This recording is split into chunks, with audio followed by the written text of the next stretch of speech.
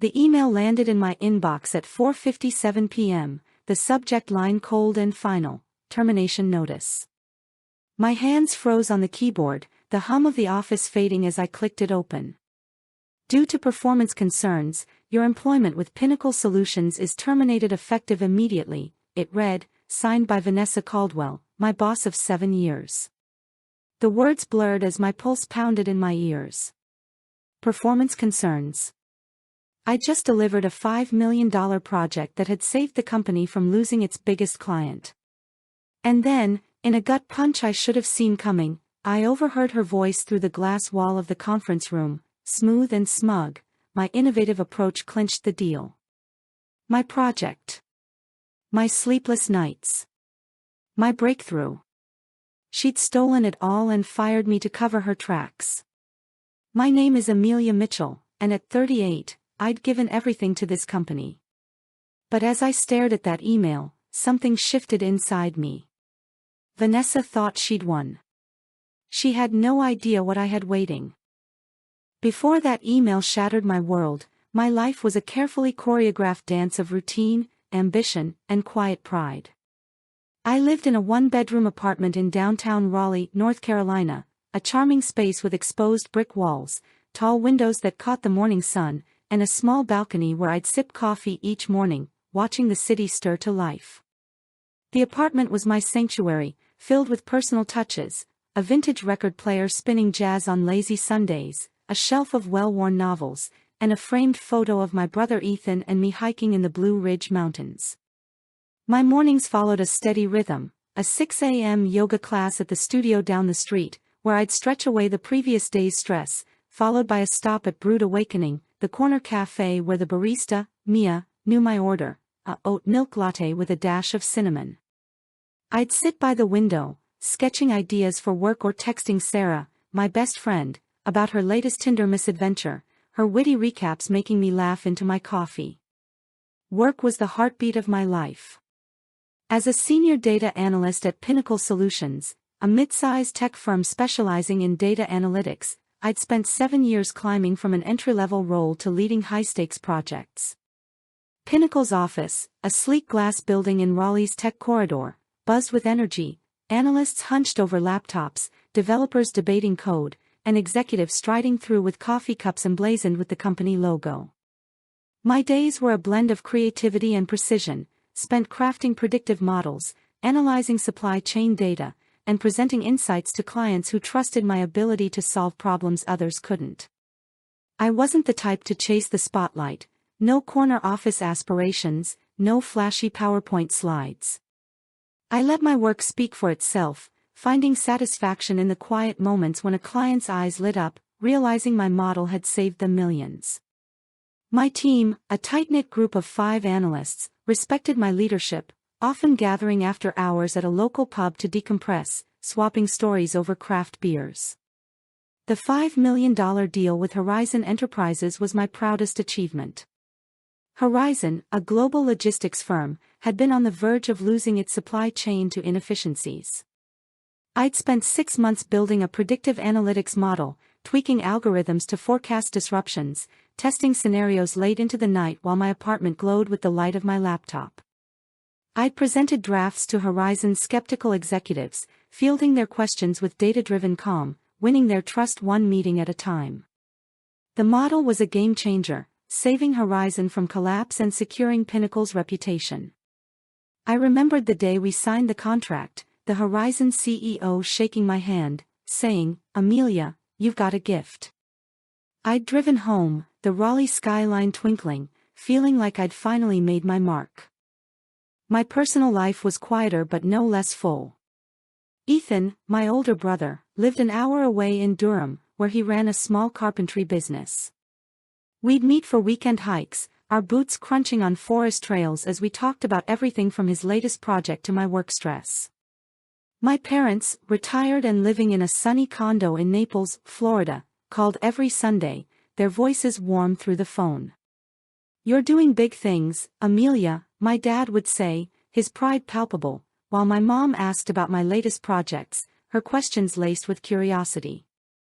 I'd sacrificed for Pinnacle, missed Ethan's birthday for a deadline, skipped a family trip to Florida to meet a client's demands, poured my savings into a new laptop when mine crashed mid-project.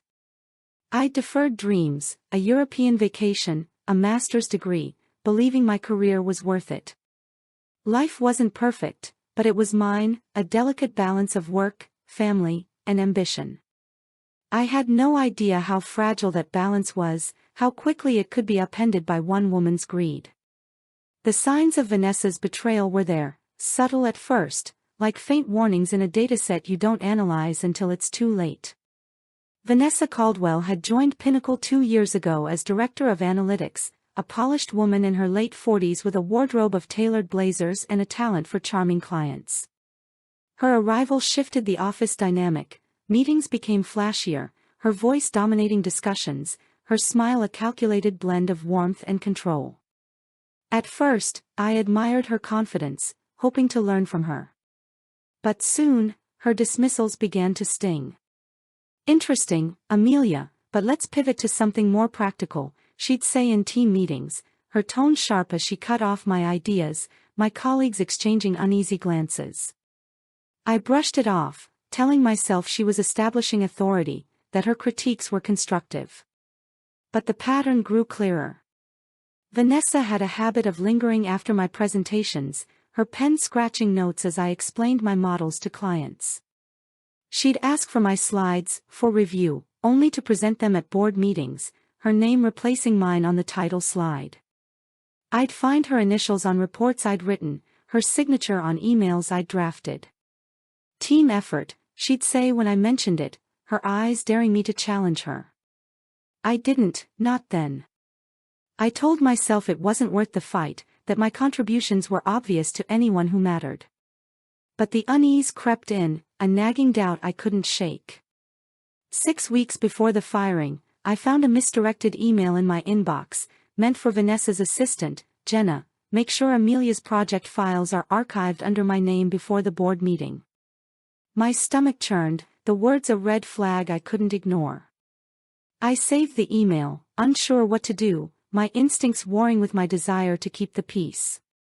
The signs escalated. 3 weeks ago, Vanessa started excluding me from Horizon client calls, her voice breezy as she said, "I'll handle it from here, Amelia." I'd walk past her glass-walled office, hearing her pitch my ideas, my phrases, optimized forecasting, real-time disruption mapping, to Horizon's executives, her confidence unshakable.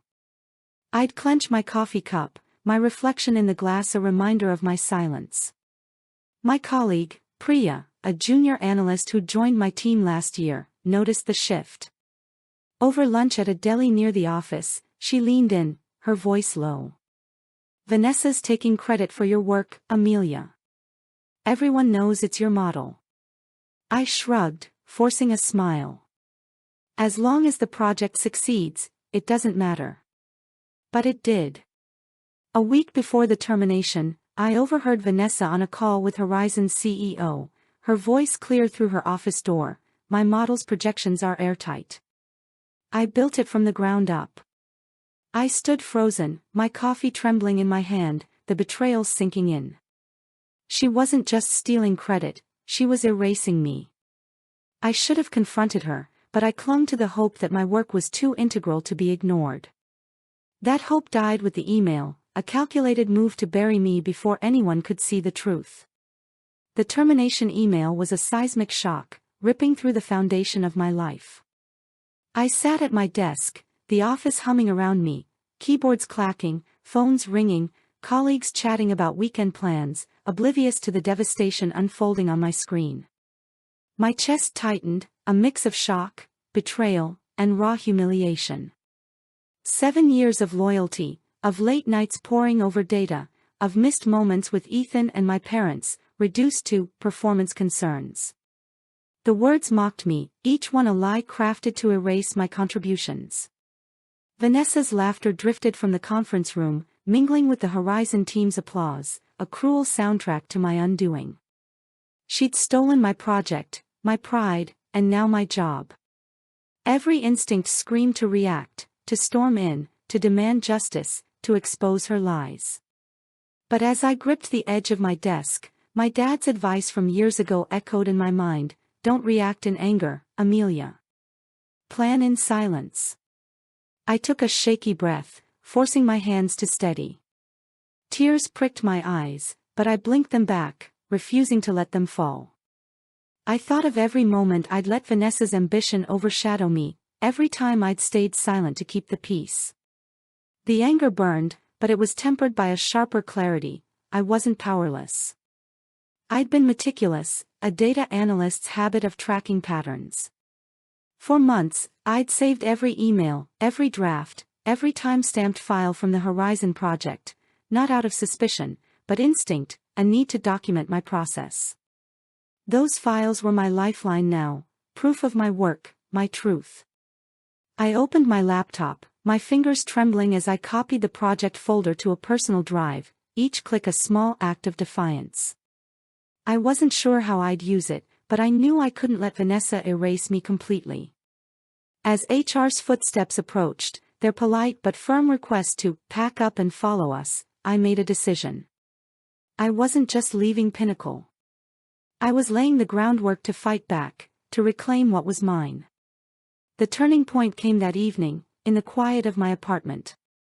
The city lights glittered outside my balcony, casting long shadows across the hardwood floor, but inside, I felt adrift, unmoored by the day's betrayal. I sat at my kitchen table, a glass of untouched wine beside my laptop, the Horizon project files open before me. I'd spent the drive home replaying every moment of the past 2 years, every stolen idea, every dismissive comment, every time I'd let Vanessa's charm disarm my doubts. The anger was raw, a fire in my chest, but it was sharpening into resolve. I couldn't undo the firing, but I could take back my legacy. I opened my email and found the misdirected message from Vanessa's assistant, the one about archiving my files under her name. It was a small crack in her facade, but enough to start digging. I pulled up my project logs, cross-referencing dates, contributions, and client interactions. Every algorithm, every report, every email bore my digital fingerprints, timestamps, metadata, even detailed notes I'd sent to Vanessa outlining my methodology. She'd been careless, assuming I'd never check, never fight. But I had one more weapon. The project's core algorithm wasn't just mine, it was patented. 6 months ago, I'd filed for a patent on my predictive model, spurred by a colleague's warning about intellectual property theft at tech firms. I'd spent weeks drafting the application, documenting the model's unique approach to supply chain forecasting, ensuring every detail was precise. Pinnacle's legal team had approved it, but Vanessa, in her rush to claim credit, hadn't noticed. The patent was in my name, and Pinnacle's use of it required my consent, a fact she'd overlooked. I picked up my phone and dialed Sarah, my best friend and a corporate attorney with a razor-sharp mind.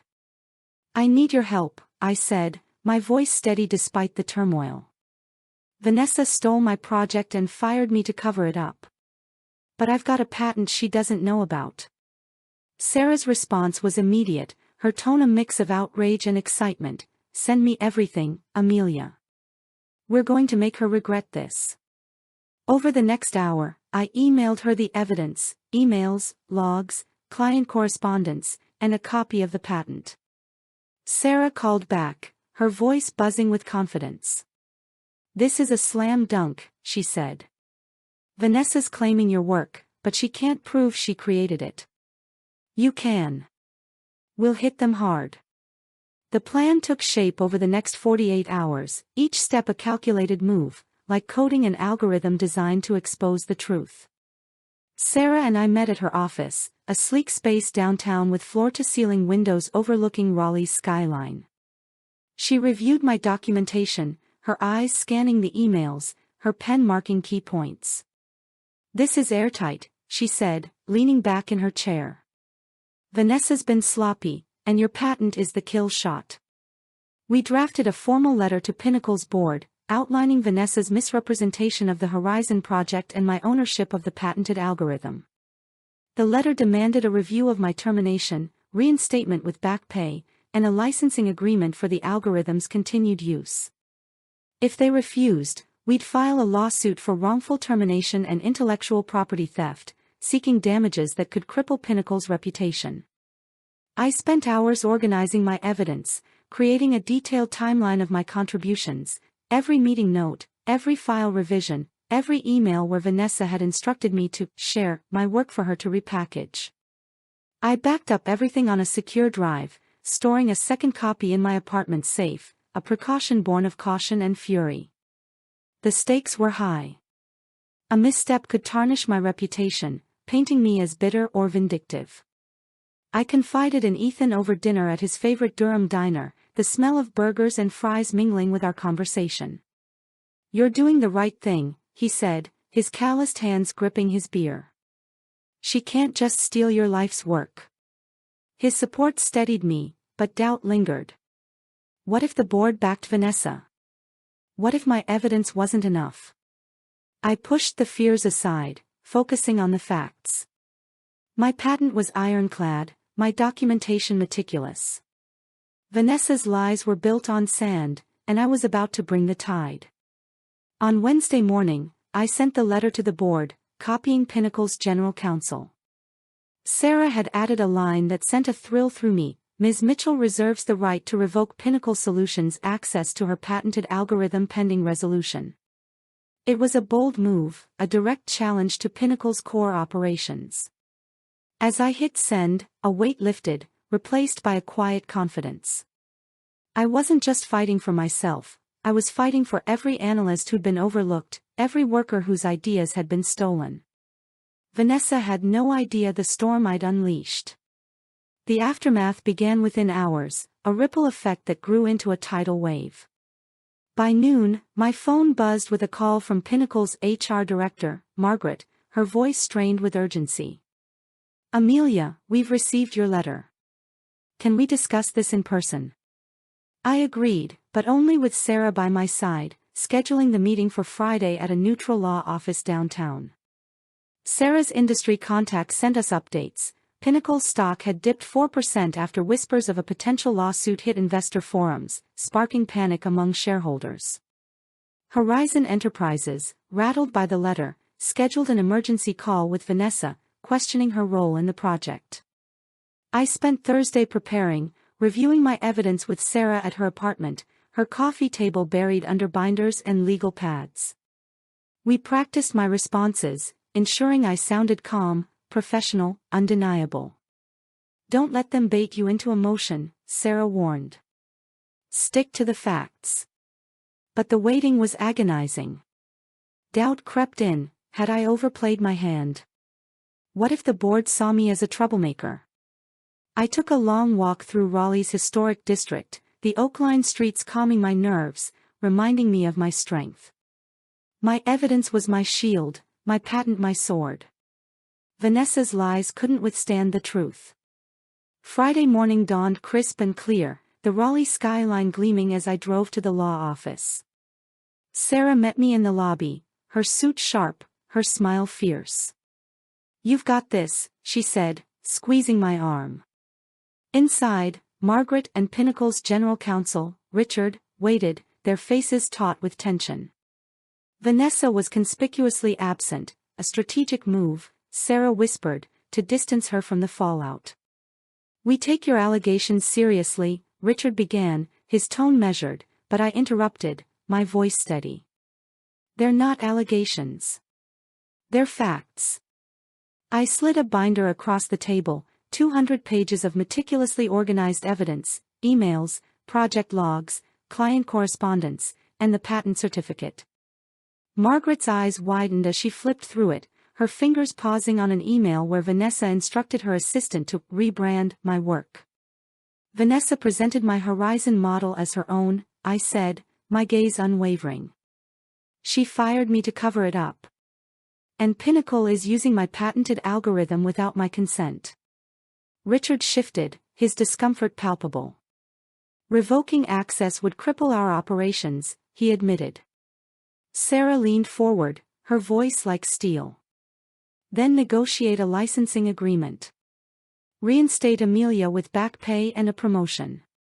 Or we go to court, and the damages won't just be financial." The silence was heavy, their faces pale. I'd drawn a line, and they knew I meant it. The consequences unfolded with relentless precision. By Monday, Pinnacle's board had launched a formal investigation into Vanessa's conduct, summoning analysts, clients, and IT staff to verify my evidence. My documentation was unassailable, emails showing Vanessa's instructions to rebrand my work, client testimonies confirming I'd led the Horizon project, and metadata proving every algorithm originated from my laptop. Vanessa was suspended within days, her office locked, her name erased from Pinnacle's website. Horizon Enterprises issued a public statement praising my innovative leadership, a stinging rebuke of Vanessa's claims. Pinnacle's stock stabilized, but only after a $2 million licensing deal was signed, granting them continued use of my algorithm with me as a paid consultant. The deal included a clause ensuring my name remained tied to the project, a permanent mark of my legacy.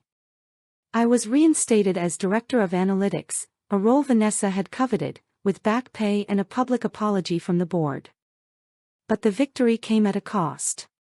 Colleagues who'd stayed silent during my firing sent awkward emails, their apologies tinged with guilt.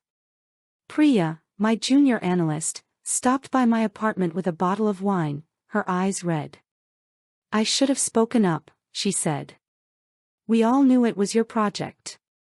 I forgave her, but the betrayal lingered, a reminder of how easily loyalty could falter. I struggled with the weight of it, the years I'd spent undervalued, my confidence shaken. Sarah urged me to focus on the win, but I needed space to heal. I took a week off, driving to the Blue Ridge Mountains with Ethan, our hikes filled with quiet conversations about resilience and redemption. The crisp mountain air cleared my mind, the rolling peaks a reminder of my strength. I wasn't just a victim anymore, I was a force, my work undeniable, my voice reclaimed. Vanessa's downfall was complete when the board fired her for misconduct, her reputation in tatters.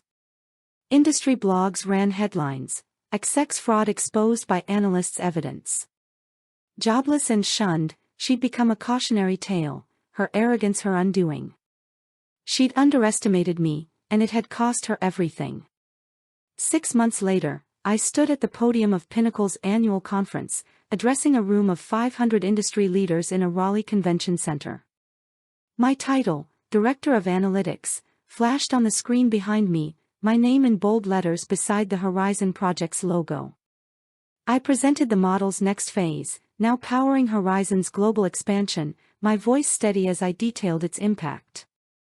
The applause was thunderous, but the quieter moments mattered more. Colleagues seeking my input, clients requesting my expertise, a young analyst asking for mentorship.